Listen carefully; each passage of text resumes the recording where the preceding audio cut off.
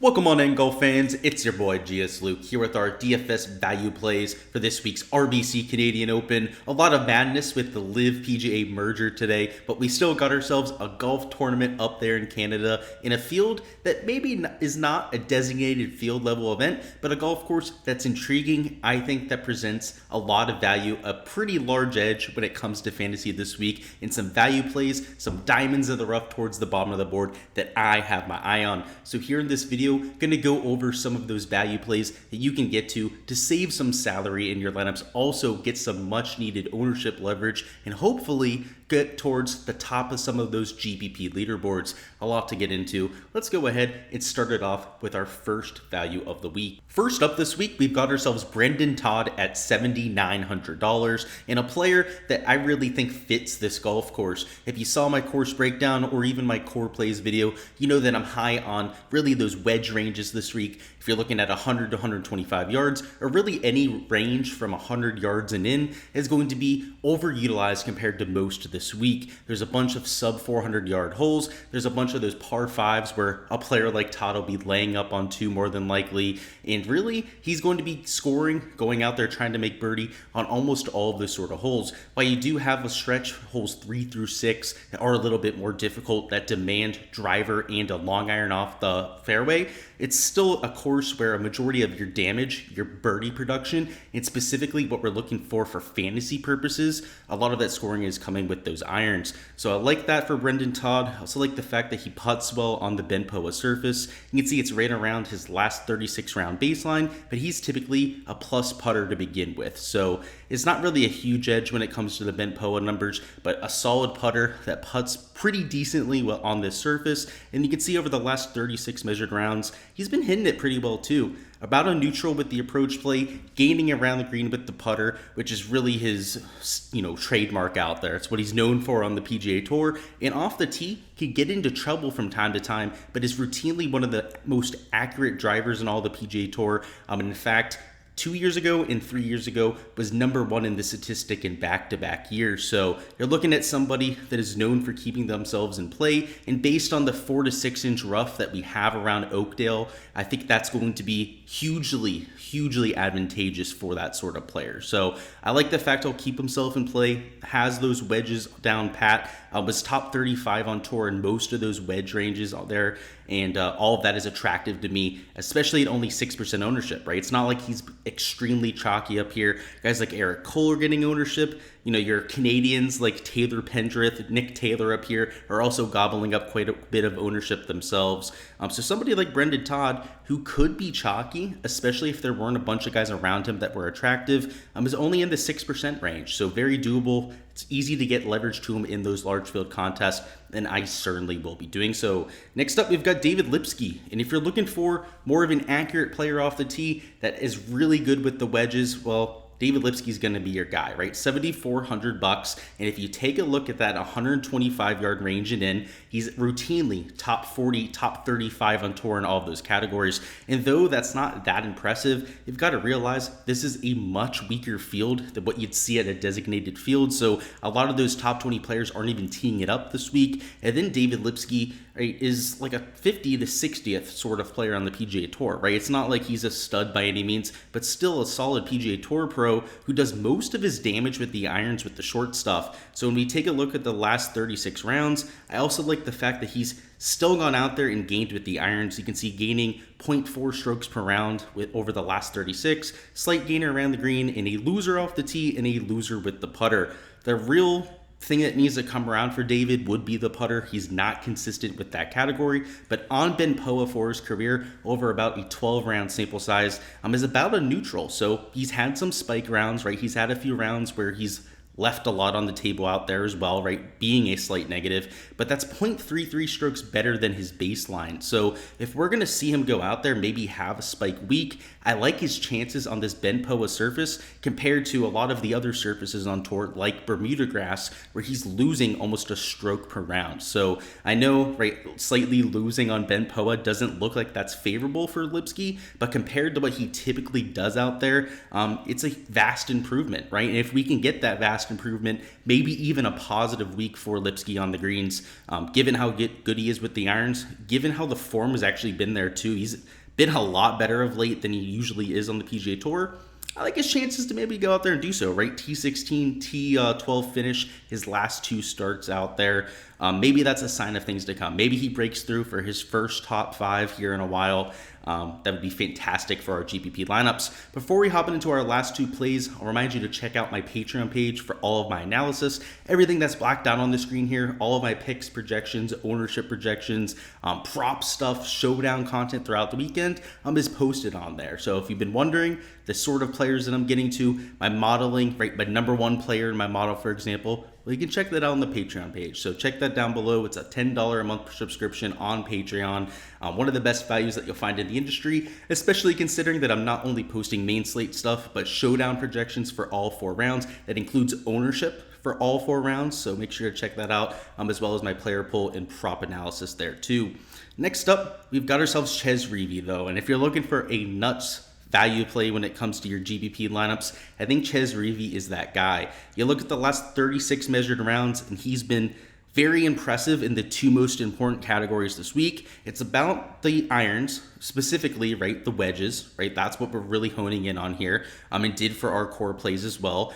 But the putting too. And Chez, who is not typically one of the more consistent putters on the PGA Tour, is gaining close to half a stroke per round over the last 36, which is a huge improvement compared to his baseline. And on bent POA for his career, he's been gaining 0.27 strokes per round, which when we compare to that baseline isn't all that good. But we have to realize that Chez is putting a lot better over the last few months than we've seen for the last few years from him. So that's why the results have started to come around. It's why we've seen him make a lot more cuts out there. The putter has not been nearly as horrendous as it was there in 2022, or especially in 2021. In the iron play, the accuracy off the tee, kind of like a Brendan Todd, has always been there. He's a very consistent iron player, very consistent ball striker, maybe not as explosive because of the lack of distance, but at this track where you're going to have driver in hand for maybe 4 or 5 holes around Oakdale, that's not going to be a problem for him, right? Off the tee is weighted extremely low in my model this week. It's usually right closer to the 30, maybe even 35% mark in terms of total modeling. When I'm looking at the top 4 shots gained metrics, this week it's closer to about 15% when we're just looking at just pure regular shots gained. So Chez Reavie, I really like him at these sort of tracks because he can lean into those strengths, right? The approach play, the putting that I was talking about. And for his career, some of his best performances when he's gone out there, broken through for a win, have been on bent grass. And I know it's a bent POA surface this week. It's been said that it's about a 90-10 split between the bent and POA. So maybe he can, channel some of those thoughts out there. Maybe from the visual perspective, they'll look like bent carpet grass out there, and we can get the good side of the Chez Reavie putting. So 4.5% ownership, I would expect at least some people in the higher dollar contests to get to Chez Reavie. So maybe if you're in a higher dollar single entry, expect to have closer to like 6, maybe even 7% ownership there. But in the large field lottery kind of contests that a lot of you out there are going to be playing, he's probably going to be in the sub 5% range, which makes him easy to get leverage to. And even in those single entries, right, 6, 7% ownership, it's probably not all that much to worry about. So you can probably deploy him in those sort of formats as well. Our last play here is the most risky of the bunch, but it's also, I would argue, maybe the highest upside of the 4 players that we've taken. Chez Reavie, guys like Brendan Todd, right, Lipsky probably aren't going to win this golf tournament, but if Erik van Rooyen gets on a streak with the putter, this guy can win this event because with the irons, he is electric. If you've seen Erik van Rooyen play, you know how streaky, how hot this guy can get. He's the sort of player that'll be first round leader and then go out there full Keegan and end up missing the cut. So if you're looking for a safe play, run the other direction. But what I like about Erik van Rooyen is playing him at tracks where off the tee play isn't as important. And here is a track, right? EVR does not have to hit driver very often. Holes 3 through 6 are going to be the main driver holes, probably the par 5s too. Right, you're going to have most players pulling driver out. But outside of that, especially the shorter par 4s, almost all of them call for a layup off the tee, or at the very most, a driving iron or a 3-wood. And EVR is extremely wild off the tee, right? You give him a driver, you put him on a water course, he's going to have a lot of trouble. And though there's not a lot of water out there this week, you do have that 4 to 6 inch rough.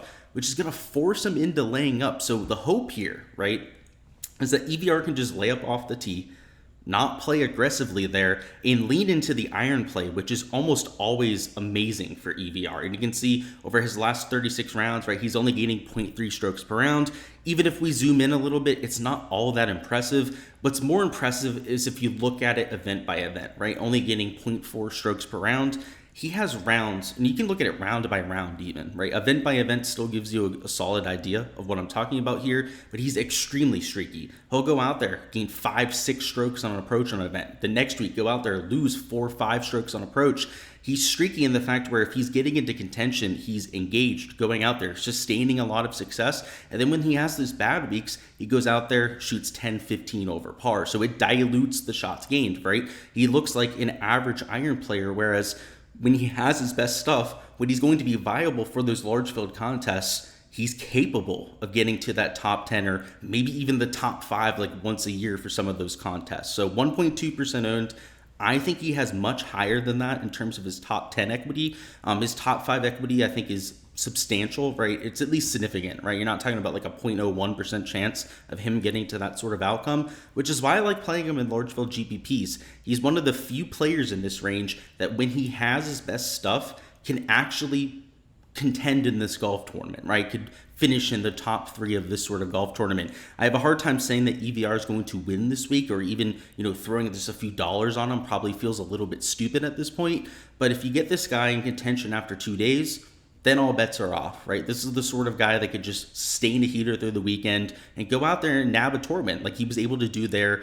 I believe it was 2 years ago for the first time. Might have even been towards the beginning of last season. So EVR $6,800, going to be slept on, going to be essentially unowned in those contests. I would avoid him in anything substantial like a big single entry or that sort of build. But in the large field GPPs, those lottery sort of builds, I like putting them in like 3% of lineups, maybe 5% if you want to get a little bit frisky about it, like I probably will. And for me, in a set of 150 lineups, that's 7 or 8 lineups, right, that I'd be investing in EVR. So that's my investment this week. That's the sort of player that I'm looking for in the 6K range. And there's plenty of other examples that you could choose from, right? I'm looking for players that can spike that top 5, top 10 performance, right? It's not likely. There's a reason these players are priced in the 6K range. But when you're playing in that large field lottery sort of build, you have to go after those lottery sort of performances. And there are a lot of safer plays here, right? Guys that I would say are in just better form, probably a much higher chance of going out there and making the cut.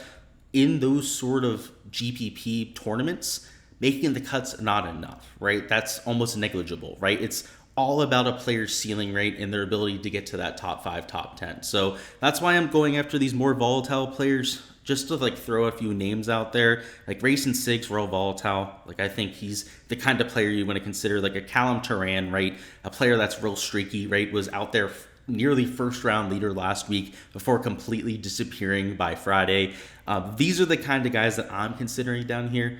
That is all I've got for the value plays this week. Before you hopping out of here, smash that like button for me. Goes a huge way with helping me grow the channel, spread the word out here a little bit, and also comment down below who you've got as your top value play priced $8,000 and below on Draftkings. For me, I'm going to go with Brendan Todd. I like him. I know he's towards the top of the price range, but I like the course fit, the accuracy off the tee, and most importantly, the fact that he's good from 125 yards and in. So let me know your thoughts down below, whether it's maybe somebody a little bit more sneaky, perhaps even in the 6K range, or maybe one of the chalkier options in the 7K. Couldn't blame you either way. Best of luck with those GPP lineups, any outright bets that you're going with this week, and catch me for my DFS live stream tomorrow evening at 7 p.m. Eastern. Be going over the weather there, whether there's any edge between the two waves to be had. We'll go through your questions, the GPP ownership, just everything you need to know to go out there and crush it, whether it's for DFS or, of course, on the prop side as well. Looking forward to it. Like I said, best of luck, and let's go out there and get this cash.